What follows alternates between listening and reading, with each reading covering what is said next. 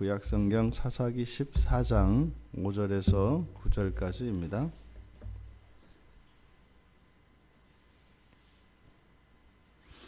우리 같이 한 목소리로 함께 읽겠습니다.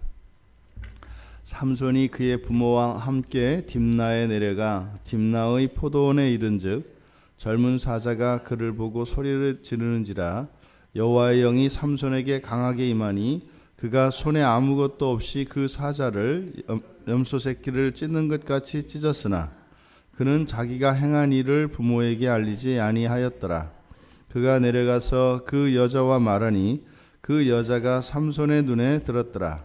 얼마 후에 삼손이 그 여자를 맞이하려고 다시 가다가 돌이켜 그 사자의 죽음을 본즉 사자의 몸에 벌떼와 꿀이 있는지라 손으로 그 꿀을 떠서 걸어가며 먹고 그의 부모에게 이르러 그들에게 그것을 들여서 먹게 하였으나 그 꿀을 사자의 몸에서 떠왔다고는 알리지 아니하였더라. 아멘. 제 삼손이 두 번의 시험을 당하는 기사를 기록하고 있습니다. 삼손이 이제 부모와 함께 자기가 마음에 드는 그 여자와의 혼사 문제를 논하기 위해서 부모와 함께 이제 내려갑니다. 그런데 갑자기 부모와 함께 딥나에 내려갔던 삼손이 딥나의 포도원으로 갔다 이렇게 이야기를 합니다. 삼손에게 다가온 첫 번째 시험은 포도원이었습니다. 이 포도원은 나실이는 그 포도원 근처에는 얼씬도 해서는 안 됩니다. 포도의 모든 소산들은 일체 나실들은 가까이 할 수 없기 때문이죠. 그리고 본문의 내용을 보면 이 포도원을 간 사건은 혼자 간 겁니다. 부모들과 함께 자신이 마음에 드는 여자를 만나서 지금 뭐 혼사 문제를 논하기 위해서 내려갔는데 부모를 두고 삼손이 포도원에 혼자 간 겁니다. 그러니까 포도원에 간 것은 어떠한 목적을 가진 의도적인 행위였단 말이죠. 그렇게 포도원으로 가는데 젊은 사자가 나타났습니다. 그리고 사자가 이제 삼손을 보고 으르렁거리고 짖었다는 겁니다. 혹자는 이 사자가 이제 여호와께서 삼손의 발길을 막기 위해서 보내신 것이다. 근데 이제 뒤에 있는 내용을 보면 또 그 사자가 이제 찢어서 죽는 이야기가 나오니까 이것은 좀 이렇게 앞뒤가 맞지 않는다 이렇게 해석을 하기도 하고, 근데 그것이 정말 하나님의 뜻이었는지 아니었는지는 본문에서는 분명히 나타나지 않습니다만 우리들의 경험을 보면 삼손은 그렇게 이해할 수 있어요. 우리가 하나님의 말씀을 거스르고 이렇게 악을 행할 때에 이런 돌발 상황들이 일어나면 우리들이 잠깐 멈추고 생각을 바로 할 수 있는 기회가 됩니다. 그러니까 부모 몰래 지금 가는 일이고 또 이것은 나실인 규례를 어기는 일입니다. 그러던 차에 갑자기 사자가 뛰어나와서 이렇게 소리를 지를 때 이렇게 신앙이 있는 사람들은 거기에 어떤 의미를 부여하게 되어 있습니다. 이게 지금 뭐 하나님이 기뻐하지 않으시는 걸 하나님이 보고 계신가? 내지는 그렇지 내가 지금 뭐 장가들려고 그렇게 때를 써서 부모님을 모시고 왔는데 내가 이런 못된 짓을 해서는 안 되지. 뭐 이런 생각을 할 수가 있습니다. 우리 신앙인들은 영적으로 깨어 있으면 우리 일상 속에서 일어나는 이런 일들을 가지고 사실은 우리들이 가고 있는 잘못된 길에서 돌이킬 수 있는 기회가 됩니다. 지금 삼손도 이 사자를 보고 돌이킬 수 있는 기회였습니다. 근데 돌이키지 않았죠. 자신의 뜻을 굽히지 않은 겁니다. 가서 포도주를 먹으려 하는 것이었는지 무엇이었는지는 모르겠습니다만 그 뜻을 굽히지 않았습니다. 그때 여호와의 영이 삼손에게 강하게 임했다. 이거는 이렇게 뭐 성령 충만과는 다릅니다. 이 사사기에서 특히 삼손과 관련돼서 여호와의 영이 임하는 사건은 삼손에게 특별한 힘, 그리고 자신감, 그리고 용기 이런 것이 생기는 걸 말합니다. 그러니까 우리도 가끔 어떤 일을 하다 보면 막 자신감이 생길 때가 있고 어떨 때는 이렇게 자신감이 없이 좀 불안하고 그럴 때가 있습니다. 근데 지금 여기서 여호와의 영이 삼손에게 임하는 것은 강한 자기 확신, 그리고 용기, 그리고 이길 수 있다라고 하는 이런 자신감이 충만한 겁니다. 그러니까 사자를 봤는데 겁이 안 나요. 한번 해볼 만한 것 같은 거죠. 그래서 사자를 새끼 염소를 찢는 것 같이 찢었다. 뭐 이렇게 얘기를 합니다. 그런데 지금 이 사건은 여호와의 영이 삼손에게 임했지만 정말로 여호와의 영이 임했다면 우리들 생각에는 하나님의 뜻에 합한 일을 해야 되지 않겠어요? 근데 삼손에게 여호와의 영이 임해서 하나님의 그런 초월적인 능력이 부어졌는데 그 능력을 가지고 삼손이 한 것은 자기의 정욕을 채우는 일이었다. 이런 일이 일어납니다. 실제로. 가끔 우리들의 삶의 현장에서도 보면 하나님이 이렇게 특별한 능력을, 이렇게 은사를 주실 때가 있습니다. 뭐 어떤 사람들은 병을 고치기도 하고 하는 특별한 은사들을 주시기도 합니다. 근데 그것을 가지고 자신의 정욕을 채우는 그런 수단으로 사용하는 경우들이 있습니다. 제가 뭐 다는 모릅니다만 제가 아는 분들 이렇게 들어서 알고 경험했던 분들을 보면 대개 특별한 이런 은사를 받았던 분들의 말로가 별로 안 좋습니다. 제 주위엔 그래요. 제가 아는 바로는. 그러니까 특별한 능력이 있어서 사람들로 하여금 큰 매력을 갖게 하는 이랬던 사람들이 끝이 그렇게 썩 행복하고 그렇게 그런 분들이 좀처럼 없어요. 그러니까 어떤 특별한 능력이 주어졌을 때 그때 우리들 안에서 생기는 이 악과 이 악이 발응을 하면 묘하게 되는 겁니다. 묘하게. 이게 실제로 여러분들에게도요, 뭐 갑자기 엄청난 부가 막 부어지거나 엄청난 권세가 여러분들한테 주어지면 말입니다. 여러분도 여러분이 그런 사람이었는지 몰라요. 지금은 우리가 도저히 상상할 수 없는 그런 우리 안에 악들이 이렇게 있습니다. 지금 삼손도 여호와의 영이 임했습니다만 그것으로 자신의 정욕을 채우기 위해서 그것을 가로막는 사자를 찢어 죽이는 이런 일이 있었습니다. 그리고 이것이 사실은 자랑할 만한 일 아니겠어요? 아버지, 제가 가다가요 사자가 나왔는데 이상하게 힘이 쏟더라고요. 한번 붙었거든요. 그래서 뭐 입을 벌려서 제가 힘을 줬더니 그냥 사자가 쭉 찢어지더라고요. 이거는 자랑할 일입니다. 그런데 어떻게 했다고요? 부모에게 알리지 아니하였더라. 이게 상징적입니다.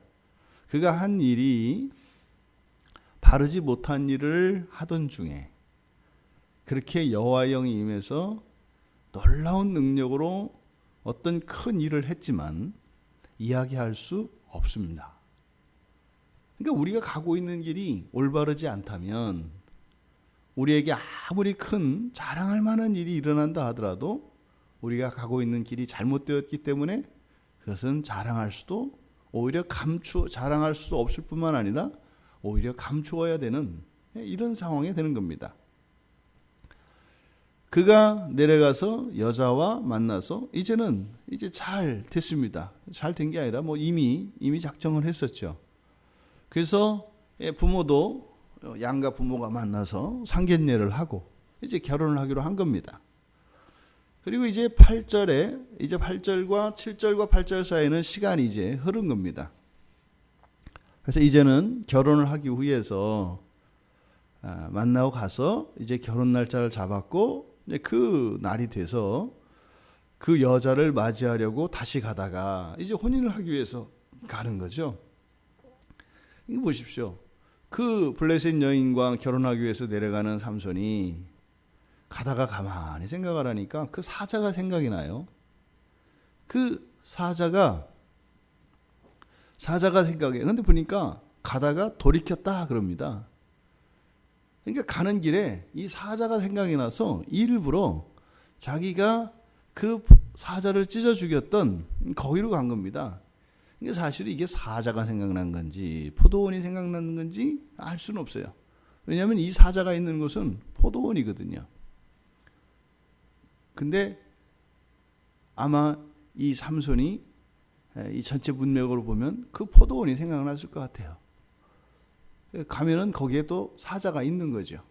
근데 사자가 특별한 의미로 쓰이고 있기 때문에 이게 이제 두 번째 시험거리죠, 사실은. 이게 사자가 사자에게로 갔습니다. 갔더니 그 사자의 시체에 벌떼와 꿀이 있었다. 뭐 이 장면도 되게 웃기는 장면이고, 아니 사자가 죽어서 있는데 거기에 웬 또 벌꿀이며 또 거기에 또 이게 벌이 또 거기다 벌집을 거기다 틀었냐 말이죠. 근데 여기에 여러분들이 알아차려야 하는 것은 삼손은 나실인이에요. 나실인.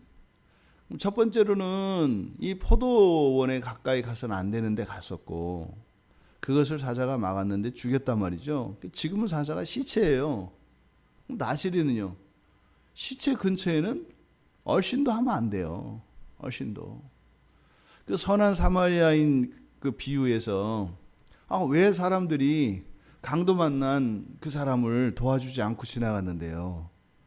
제사장들이기 때문에 자신들이 정결규례를 지키기 위해서, 하나님의 율법을 지키기 위해서 강도 만난 사람들 도와주지 않은 거예요. 제사장은 이 제사를, 하나님께 제사를 드려야 하는 사람들이기 때문에 그 사람들이 뭐 몰인정하고 뭐 이래서 사람을 안 도와준 게 아니라 율법을 지키기 위해서 그 강도 만난 사람을 도와주지 않은 거거든요. 왜요? 죽음 같았어요. 길 옆에 버려졌으니까. 근데 그게 그냥 뭐 이렇게 쌀쌀 맞고 이런 사람이 절대 아니거든요.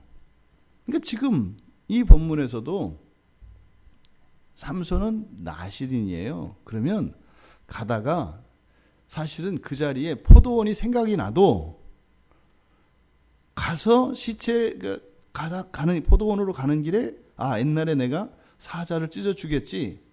거기 가면 시체가 있겠지. 그러면 가면 안 되는 거예요. 그런데 가서 사자의 시체를 들여다봅니다.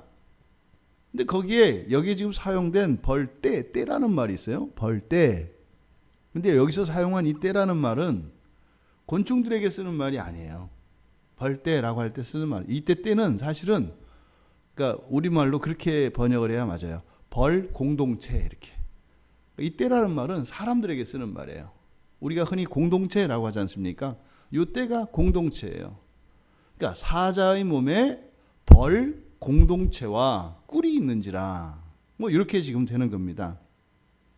그러니까 마치 이 공동체라는 말을 여기다 쓴 것은 죽은 사자의 시체는 나실인으로서 이 삼손이 가까이 해서는 안 되는 블레셋 땅, 이 딥나 땅을 이야기하는 것 같고, 그리고 거기에 있는 벌 공동체라고 하는 것은 블레셋 사람들을 말하는 것 같고, 거기에 있는 꿀은 뭐겠어요? 지금 삼손이 결혼하려고 하는 이 여자와 같다 이 말이에요. 근데 그 꿀을 어떻게 써요? 떠먹습니다. 그러니까 지금 이 사건을 통해서 삼손이 하고 있는 일이 무엇인가를 보여주고 있어요. 근데 그 꿀을 떠먹습니다.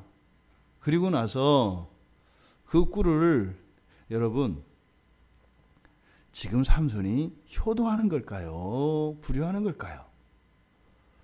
그 사자의 죽은 시체에 있는 꿀을 떠다가 먹고 그것을 가져다가 부모에게 드립니다. 이게 효도일까요? 불효일까요? 이것이 그리스도인과 비그리스도인의 차이가 여기서 나는 겁니다. 그냥 꿀 자체만으로 보면 자식이 부모에게 갖다 드리는 거니까 효도하는 거 맞죠? 그런데 시체에 있는 것을 가져다가 부모에게 주는 것은 부모의 정결을 깨트리고 부모를 더럽히는 겁니다. 우리가 이 세상을 살아가며 세상적인 유익, 뭐 돈 되는 거 아니겠어요? 오늘날로 말하면 이 꿀과 같은 게 돈 되는 겁니다. 돈 좋잖아요. 돈 좋다고요. 근데 그것이 깨끗한 돈으로서, 정직하고 깨끗한 돈으로서, 그리고 정직한 노동에 의해서 땀 흘려 번 돈으로 부모를 섬기고 공양을 한다면 효도인 것 틀림없습니다. 그런데 그것이 부정한 것으로 악하고 범죄한 결과로 얻어진 이 소득을 가지고 무엇을 한다면 그것은 효도가 아닙니다. 오히려 하지 않는 것이 최선입니다. 하나님께도 마찬가지죠. 우리가 무엇을 하는 게 중요하지 않습니다. 근데 세상적인 관점으로는 하면 좋은 거죠. 다다익선이니까. 그렇지 않아요? 하지만 더욱 중요한 것은 정결한 것입니다. 정결하지 않다면 그것은 오히려 더럽히는 결과가 됩니다. 삼손이 뭐 일부러 부모를 더럽히려고 했겠습니까? 착한 마음이죠. 하지만 마음이 그랬다 할지라도 그것이 온전한 것이 아니면 그렇게 해서는 안 된다. 삼손은 너무나 잘 알고 있습니다. 그런데 그것을 가져다 부모에게 드려 먹게 하고 여전히 뭐라고요? 알리지 아니하였더라. 사자를 찢어 죽이고 자랑할 만한 그 일도 알리지 아니하였더라. 꿀을 떠다 드리고도 알리지 아니하였더라. 비밀이 있는 거죠. 비밀이. 이야기할 수 없는 비밀이 있는 겁니다. 이것이 죄의 특성입니다. 죄의 특성은 모든 것을 명백하게 드러낼 수가 없어요. 항상 감춰야 되는 무엇이 있습니다. 죄의 정욕은 사망을 위해서 열매를 맺는다라고 사도 바울이 로마서 7장 5절에서 이야기합니다. 죄의 정욕을 가지고 있으면 아무리 선한 의도나 선한 목적을 위하여 달려간다 할지라도 결국은 사망으로 이르게 되어 있다는 거예요. 이거는 우리들의 일상을 말하면 정말 정직하고 성실하게 그리고 열심히 그렇게 일을 했는데 결과는요 그냥 사망으로 간다는 거예요. 오히려 우리를 불행하게 만든다는 겁니다. 또 우리가 이런 죄의 유혹에 빠지게 되면 점점 더 완고해집니다. 완고해져서 대범하게 되고 그리고 적극성을 띠게 됩니다. 그리고 규모가 커집니다. 이게 죄의 특성이죠. 지금 삼손이 2번의 시험을 치르는 과정이 나왔는데 처음에 포도원에 갔을 때 일어났던 일들은 그냥 알리지 않는 정도였습니다. 그런데 2번째 시험에서 또다시 삼손이 이 시험에 빠졌을 때는 알리지 않는 것에서 그치지 않고 그 부정을 부모에게까지 퍼뜨리게 됩니다. 그리고 거기에는 효도라고 하는 명분까지 었습니다. 이것이 죄의 특성입니다. 그러면 막을 수가 없어요. 이 죄가 무섭습니다. 죄는 그냥 나쁘기만 한 것이 아니라 이 세상에서 이렇게 볼 때는 거기에는 공로도 주어지고 명분도 있고 여러 가지 같이 주어진다고요. 그 속만 검은 것이기 때문에 겉으로 봐서는 그것을 판단하기가 어렵다 이 말입니다. 그래서 우리가 이런 시험을 만날 때 그 시험에 빠지지 않도록 우리가 기도해야 되는 것이라고 예수님께서 가르쳐 주신 것입니다. 시험에 빠지고 나면 단순히 그 꿀을 먹는 사건 이것만이 아니에요. 그 이후에 일파만파로 죄는 확산되어 나가기 때문입니다. 삼손의 이 2번의 시험, 여호와의 영이 삼손에게 임했지만 그것을 이야기할 수도 없는, 알릴 수도 없는 처지가 되었고 또 그 2번의 시험을 거치는 동안 그가 점점 더 그 마음이 강팍해져 갖고 이제는 자신만 부정해진 것이 아니라 자기의 부모에게까지 적극적으로 그 부정을 전파하는 사람이 되었습니다. 이것은 삼손이 악한 사람이기 때문에 그런 것이 아닙니다. 이것의 시작은 포도원에 대한 그의 정욕에서 시작이 되었죠. 그리고 거기서 나왔던 이 꿀이, 이 죄의 달콤함이 그로 하여금 점점 더 깊은 죄의 늪으로 빠져가게 했던 것입니다. 가면 갈수록 더 그럴 만한 이유들이 있습니다. 가면 갈수록 중단할 수 없는 그런 유혹들이 앞에 기다리고 있습니다. 그래서 이 죄로부터 돌이키는 것은 바로 지금이 가장 쉽고 가장 빠른 것입니다. 할 수 없는, 중단할 수 없는 이러한저러한 이유가 있겠습니다만 가면 갈수록 돌이키기가 어려워지는 것입니다. 이 성경의 교훈을 따라 혹시 우리들 가운데 주저하고 망설이고 우리가 지금 싸우고 있는 그런 우리들 각자의 죄가 있다면 지금이 가장 쉽고 지금이 내가 결단해야 될 때라고 하는 이 사실을 오늘 본문을 통해 우리가 교훈을 얻고, 그래서 지금껏 그렇게 이루지 못했던 그 일들을 성취하시며 거룩한 길로 회복하시던, 그래서 성령의 도움으로 힘있게 그리고 당당하게 살아가실 수 있는 우리 모두가 되기를 주님의 이름으로 축원합니다.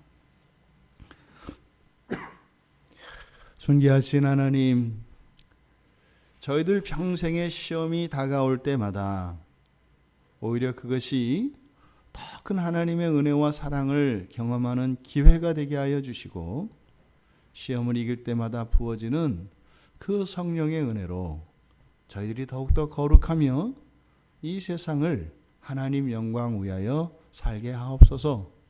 저희들의 연약함으로 주저하며 아직 결단하지 못한 것들이 있었다면 저희들에게 성령 충만의 은혜를 내려주셔서 결단하게 하시고, 또한 저희들의 결단을 성령께서 이루어 주셔서 참으로 지금껏 누리지 못하였던 그 삶의 자유로움과 영광을 누리게 하옵소서. 예수님의 이름으로 기도드리옵나이다. 아멘.